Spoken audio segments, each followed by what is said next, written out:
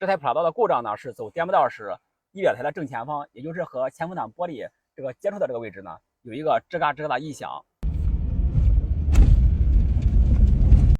那这也是从2016年以后生产的普拉多 3.5 这个故障呢是遇到的比较多的一个常见的一个小通病。咱们有不少车友呢是把仪表台拆下来之后来找问题，也有是在仪表台和前风挡玻璃之间呢加这个垫子的，减少这个异响。但实际上这个问题点呢不是在这里今天给大家分享一下这台车具体是什么原因造成的异响。那这个问题点呢就是在这个暖风水管的这个支架这个位置。就是这个声音。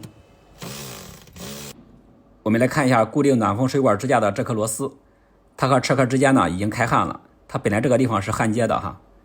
这个螺丝边上这个螺丝呢，这是固定那个卡子的。厂家实际上在2016款的普拉多上已经做了改进，边上做了一个防止震动的